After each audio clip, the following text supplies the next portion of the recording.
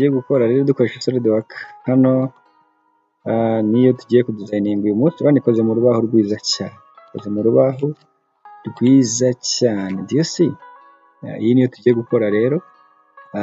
Abadizayina bacu bo muri wood processing, wood or production. Also you can follow this video. Nk'ibisanzwe rero turaza creating a new, so we need a new.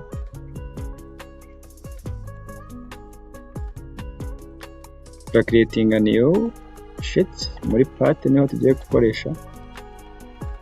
Tugereze igafunguka, yamara gufunguka iraza ukajya muri sketch ugakora sketch like that.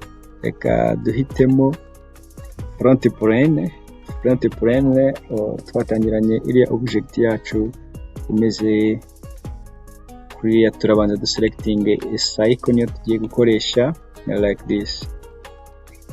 this.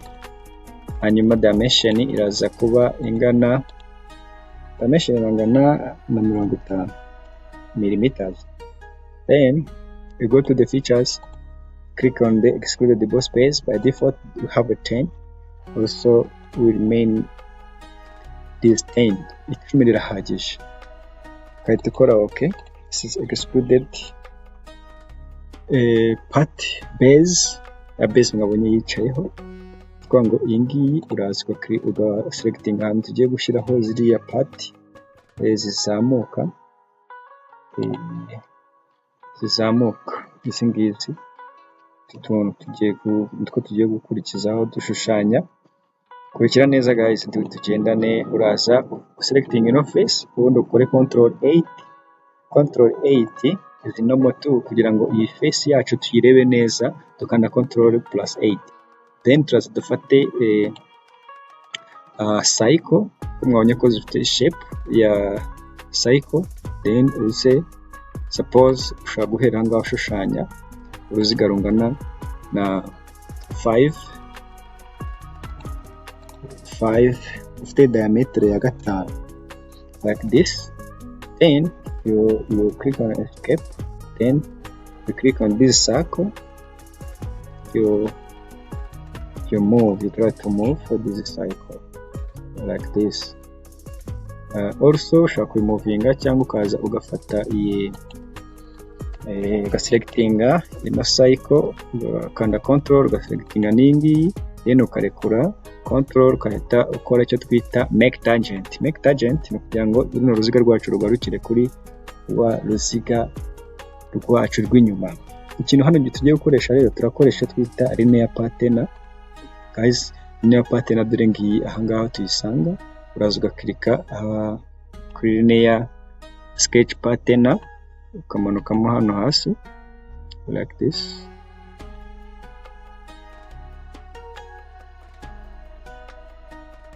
Ukaklikamo hano hasi kuri linear patterns. Then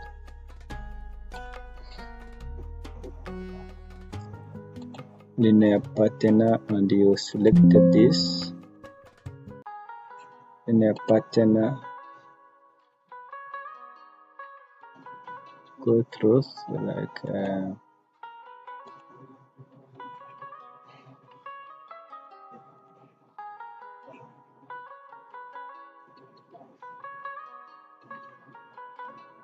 linear pattern. Let me try in this. Yes, this is it. Hano niho tugiye gukoresha Sakura sketch pattern. Iyi ngiyo irakunda ko twongere tukore zacu muri kuko yakunze. Then ahangaha uraza uklike kuri rwa ruziga rwacu ushaka gukora cycle yacu cyangwa linear patterns. Cycle patterns not linear patterns. Cycle patterns niyo tugiye gukora kuko ari cycle. Hano rero by default urabona ko dufitemo runo ruziga rukora reflection kuri ya cycle. Urabona ko zije arenye. Turashaka rero kuzongera bitewe n'izo twakoreshejemo hariya, turashyiramo 20. Ubundi duklike OK.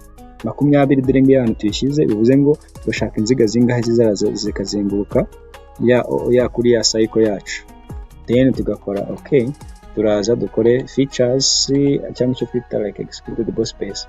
Executable space here turashaka gushyiramo length ireshya na 50 like this. Ndi kubona ko ni ibintu byoroshye cyane. Komeje gukurikira video ugakita ukora okay. Ahangaha hano rero uri kubona object yacu ukuntu ihise imera imeze gutya, akuvuga ngo nta kindi kintu ugakora, tugiye gushyiraho ino base, ino top base yo hejuru kugira ngo tuze kugira aho ya object yacu urebye ukuntu yari imeze, dore nguko ko imeze like this neza. Then turaza duklike kuri ya indi yacu, ubundi tugiye gushyiraho iriya base yo hejuru. Ushaka kuza ugakirika kuri aka ngaka kamwe ugakanda control 8 like this. Warangiza gukanda control 8 ukaza muri sketch ugafata cycle like this, ukayishushanya uyihereye muri origin. Then ukaza ukaringanisha na ya cycle y'inyuma, hanyuma ukahituza ugakora nayo executable space ingana na 10 ingana n'10. Then ukahita wemeza nako ya object yacu igiyeho. Actually this is our image of today. Hanyuma urabona ukuntu imeze neza, irenda kumera na ya yindi, usibye ko tarayiha icyo twita specified material, cyangwa tutarakora specify material ikozemo. Mwibuke ko igomba kuba ikoze mu rubaho. Hano bashaka kuba designinga ari agatebe kameze gutya, twe generating idea, ubundi tubashyirire hano, hanyuma ushaka gukora imishinga ye ubundi aze yafata igitekerezo agenda executing cyangwa agikorera implementation. Biremewe. Guys, n'abandi bashaka gukoresha software tuzadukora design nyinshi ku buryo rwose nta numwe uzabura icyo akora akoresheje design. Dufite ibitekerezo birenga miliyoni nk'aba designers. Guys, reka dukomeze rero. Ahangaha tugeze ahangaha dushaka kuza tugashyiraho fillet kuri zino edge. Kuri ino piece yacu turaza dushyiraho fillet like this, fillet ingana na 5 cyangwa reka tuyigire 2 kugira ngo izahure na ya object yacu neza.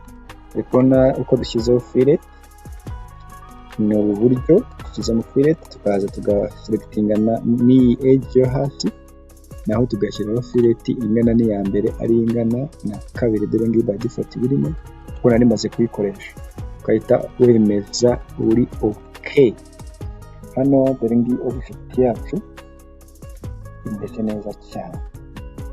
Hanyuma turebye turaza dushyireho ibara rya cyangwa dushyireho material, turaza tukaklikanga kuri material tugakora edit material, tukaza tugashaka wood iri hano hasi, tukora double click tugashyiramo plus, then uraza ukore apply urebe nimba ihura na ya piece yabo bari batubwiye gukora.